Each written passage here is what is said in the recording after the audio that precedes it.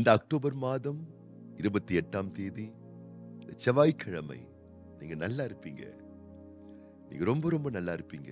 தேவனுடைய வளமான பொற்கரங்கள் உங்களோடு கூடவே இருக்கின்றது. தேவனுடைய மேலான ஆசீர்வாதத்தினுடைய இன்னொரு உச்சித பொக்கிஷத்தை நீங்கள் பெற்று அனுபவிப்பதற்காகவே ஆண்டவர் இந்த மகிமையான நாளை உங்களுக்கு கொடுத்திருக்கிறார். நம்புங்கள், இன்னைக்கு நீங்க ரொம்ப ரொம்ப நல்லா இருப்பீங்க. தேவனுடைய மேலான நன்மைகள் உங்க கூடவே இருந்து அழகாய், அருமையாய், ஆசீர்வாதமாய் நடத்தும். நீங்கள் ஒவ்வொரு நாளும் நிறைவுகளை பெற்றுக்கொள்ள நமக்கு எப்பொழுதுமே ஒரு கொடுக்கிற மனநிலை இருந்து கொண்டே இருக்க வேண்டும். பொதுவா இப்படி சொல்வாங்க பாருங்களேன், இறைக்கிற கிணறு தான் ஊறுமா, இறைக்காத கிணறு நாறுமா அப்படின்னு சொல்லுவாங்க. அப்போ ஒரு கிணறு இருக்குன்னா தண்ணிய கோரி எடுக்க எடுக்க எடுக்க எடுக்க எடுக்க எடுக்க எடுக்க தண்ணீர் இன்னும் அதிகமா சுரந்துகிட்டே இருக்குமா. அந்த கிணறு தண்ணீரை கொடுக்க கொடுக்க கொடுக்க இன்னும் தண்ணீருடைய ஊற்று அதுக்குள்ள இருந்து வந்துகிட்டே இருக்குமா. ஆனா அந்த கிணற்றிலிருந்து தண்ணீரை கொடுக்க, தண்ணீரை எடுக்க தவறவிட்டால் அந்த தண்ணீரெல்லாம் நாறும் என்று சொல்வார்கள். அப்ப கொடுக்கிறது ஒரு பெரிய ஆசீர்வாதம், கொடுப்பது ஒரு பெரிய பாக்கியம். அப்போஸ்தலனாகிய பவுல் தீமோத்தேயு என்னும் அழகான ஒரு நிருபத்தில் அந்த திருச்சபையில் இருக்கக்கூடிய மக்களுக்கு ஒரு குறிப்பிட்ட விஷயத்தை சொல்லிக் கொடுப்பா, கட்டளையிடுப்பா அப்படின்னு சொல்றார். என்ன விஷயம் தெரியுங்களா? 1 தீமோத்தேயின் புஸ்தகம் 6ஆம் அதிகாரம் 18ஆம் வசனம். நன்மை செய்யவும் நற்கிரியைகளில் ஐஸ்வர்யவான்களாகவும் தாராளமாய் கொடுக்கிறவர்களும் உதார குணமுள்ளவர்களாய் இருக்கவும் அப்படின்னு விசுவாசிகளுக்கு சொல்லிக் கொடுப்பா, அவங்களுக்கு கட்டளையிடுப்பா. ஏன்னா அதுதான் ஒரு பெரிய ஆசீர்வாதம் அப்படின்னு சொல்லி கொடுக்கப்படுது. ஆகவே உங்க வாழ்க்கையை நீங்க நிறைய பெற்றுக்கொள்ளணும்னு விரும்புறீங்களா?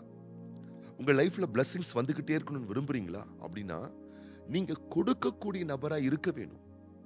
நீங்க கொடுக்க கொடுக்க தான் பல மடங்காய் திரும்பி நீங்கள் கொடுத்தவைகள் உங்ககிட்டயே வர ஆரம்பிக்கும்.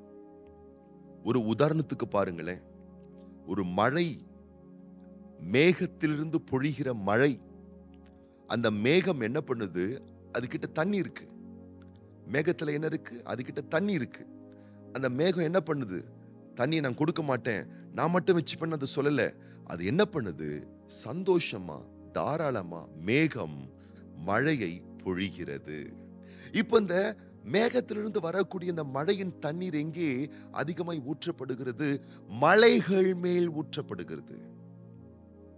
இப்போ மலைகள் மேல் ஊற்றப்படுகிற மழை நீரானது, தண்ணீரானது ஆறாக, அருவியாக கீழே தரை இறங்குகிறது. மண்ணை நனைத்து பூமிக்கு ஒரு செழுமையை கொடுத்து அந்த தண்ணீரானது எங்கே போய் செல்லுகிறது? மீண்டும் அது கடலுக்கே போய் செல்லுகிறது. கடலுக்கு சென்ற அந்த மழை நீரானது என்ன நிகழ்கிறது? சூரிய உஷ்ண வெப்பம் அதிகரிக்கும் பொழுது கடல் நீர் மீண்டும் மேகத்துக்கே திரும்புகிறது. இந்த சைக்கிள் பாருங்க, இந்த ஒரு ரொட்டேஷன் பாருங்க. மேகத்திலிருந்து மழை மலைகள் மேல் பொழிந்து ஆறாக, அருவியாக ஊற்றெடுத்து பாய்ந்து பூமிக்கு செழுமையை கொடுத்து பிறகு கடலிலே கலந்து, கடலிலே இருக்கக்கூடிய மழை நீரானது உஷ்ணம் அதிகரிக்கும் பொழுது மீண்டும் மேகத்துக்கே செல்லுகிறது. அப்ப மேகம் தண்ணீரை இழக்கல, தண்ணீரை மீண்டும் எடுத்துக்கொள்ளுது. ஆண்டவர் அப்படிதான் படைச்சிருக்காரு. சூரியனை பாருங்க, அது வெளிச்சத்தை கொடுத்துக்கிட்டே இருக்கு. சந்திரனை பாருங்க, அது ஒரு வகையான வெளிச்சத்தை கொடுத்துக்கிட்டே இருக்கு. மரங்களை பாருங்க, காற்று கொடுத்துக்கிட்டே இருக்கு. ஆண்டவர் படைத்த எல்லாமே கொடுக்கிறது, பெறுகிறது. நாமும் அப்படிப்பட்டவர்களா இருக்க வேணும். கொடுக்கிறது அப்படின்னு சொன்னா ஏதோ காசு பணம் மட்டும் இல்லைங்க. காலையில எழும்புறீங்களா? காலையில எழும்பின உடனே ஆண்டவருக்கு மகிமையை கொடுங்க, ஸ்தோத்திரத்தை கொடுங்க, துதியை கொடுங்க. வீட்டில் இருக்கக்கூடிய பெரியோர்கள் இருக்கிறார்களா? அவங்களுக்கு வாழ்த்துக்களை கொடுங்க. உங்க ஃபேமிலியில இருக்கக்கூடியவர்களுக்கு மதிப்பு கொடுங்க. தாய் தகப்பன்மார்களுக்கு மரியாதையை கொடுங்க. நீங்கள் சந்திக்கக்கூடியவர்களுக்கு காலை வந்தனங்கள், பிரைஸ் லார்ட் பண்ணுங்க, ஸ்தோத்திரம் பண்ணுங்க, ஹாப்பி மார்னிங் சொல்லுங்க, குட் மார்னிங் சொல்லுங்க, நீங்க நல்லா இருப்பீங்கன்னு வாழ்த்துங்க, வாழ்த்துக்களை கொடுங்க, பாராட்டுதலை கொடுங்க. யாராவது உங்களுடைய மனம் நோகும்படிக்கு ஏதாச்சும் தப்பிதங்களை செஞ்சிடறாங்களா, சரி பரவாயில்ல, கொஞ்சம் பொறுத்து கொண்டு மன்னிப்ப கொடுங்க. உங்களால ஏதாவது ஒரு உதவிகள் செய்ய முடியும்னு சொல்லி சில பேர் உங்ககிட்ட வந்து கேட்டா அந்த உதவி அவங்களுக்கு கொடுங்க. உங்களால முடிஞ்சது என்ன காரியத்தை செய்ய முடியுமோ கொடுக்கிற, உதவுகிற அந்த மனநிலையை வளர்த்துக் கொள்ளுங்கள். அன்பான கர்த்தருடைய பிள்ளைகளே, நீங்க ரொம்ப ரொம்ப ஆசீர்வதிக்கப்படுவீங்க, ரொம்ப ரொம்ப ஆசீர்வதிக்கப்படுவீங்க. எலியா, எலிசா என்று அழைக்கப்படுகிற 2 அற்புதமான தீர்க்கதரிசிகளை குறித்து வேதத்திலே நாம் வாசிக்கின்றோம். இந்த எலியா தீர்க்கதரிசியை பாருங்கள். அவன் தன்னிடத்தில் இருந்ததான ஆவியின் வல்லமை, வரத்தை 2 மடங்கா எலிசா தீர்க்கதரிசிக்கு கொடுத்தார். எவ்வளவு பெரிய மனசு பாருங்களேன். நம்ம கிட்ட இருக்கிறத ஒருத்தருக்கு கொடுக்கலாம், ஆனா நம்ம கிட்ட இருக்கக்கூடிய மொத்தத்தை நம்ம கொடுத்துருவோமா? கொடுக்க மாட்டோம். ஆனா இந்த எலியா தீர்க்கதரிசி பாருங்க, தான் கிட்ட இருக்கக்கூடிய ஆவின் வரத்தை 1 மடங்கல்ல 2 மடங்கா எலிசாவுக்கு கொடுக்கிறார். முடிவு என்னாச்சு? எலியாவுக்கு பிறகு எலியாவினுடைய ஊழியம், எலியாவினுடைய தரிசனம், எலியாவினுடைய சேவைகள் தொடர்ந்தது. ஆனால் எலிசாவை பாருங்கள், அவர் யாருக்கும் எதையும் கொடுத்த மாதிரி தெரியல. தன்னுடைய மரணத்தின் போது கூட அவருடைய ஆவின் வல்லமை, அவருக்கு இருந்ததான வரம், அவருக்கு இருந்ததான கிஃப்ட் யாருக்குமே அவர் கொடுக்கல பாருங்க. அப்படியே கல்லறை வரைக்கும் அதை எடுத்துட்டு போயிட்டார். கடைசியில பாத்தீங்கன்னா அவருடைய கல்லறையில ஒரு சடலத்தை கொண்டு வந்து போடும் பொழுது அந்த சடலம் உயிரோடு எழும்பினது. இங்க என்ன நம்ம பார்க்கிறோம்?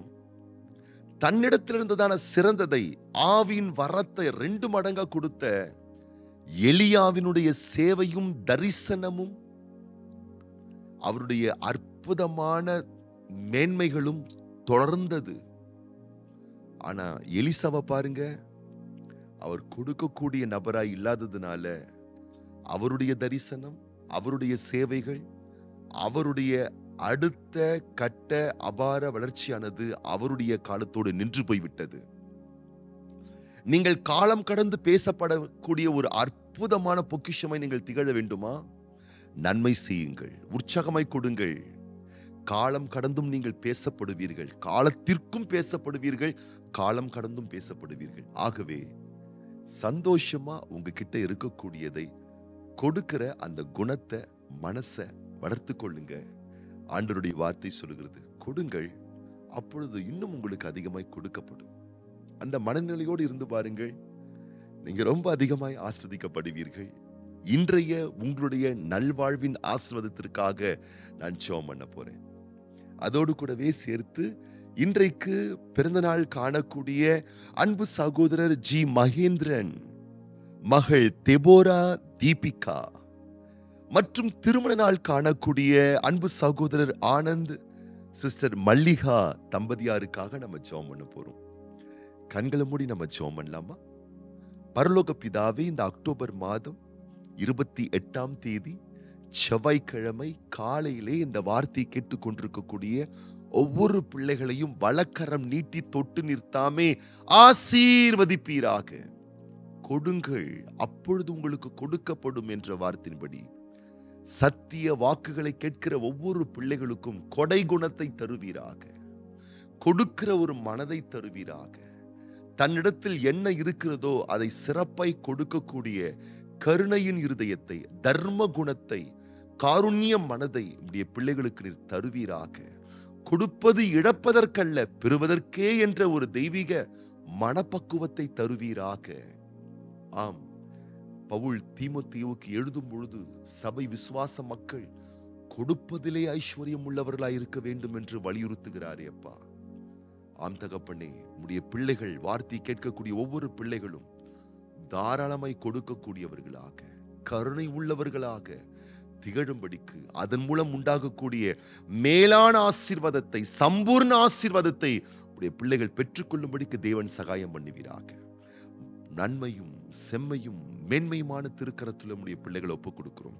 இந்த நாளிலும் பிறந்த நாட்கள், திருமண ஆண்டுகள் காண்கின்ற ஒவ்வொரு பிள்ளைகளுக்காக நாங்கள் ஜெபிக்கிறோம். தேவரீர் கரம் நீட்டி உடைய பிள்ளைகள் ஒவ்வொருவரையும் தொட்டு விசேஷமாக ஆசீர்வதிப்பீராக. ஆண்டுகளை, வருடங்களை நன்மைகளால் முடிசூட்டுகிற தெய்வம், அன்பான பிள்ளைகளுக்கு நீர் தந்திருக்கக்கூடிய இந்த விசேஷமான நாளிலே, தினத்திலே உம்முடைய ஆசீர்வாதங்களால் அலங்கரிப்பீராக. நன்மைகளால் முடிசூட்டும். நல்நாமத்திற்கு மகிமை வர பண்ணும். மகிமை, கனம், துதி, ஸ்தோத்திரங்கள் உமக்கு ஏறெடுக்கிறோம்.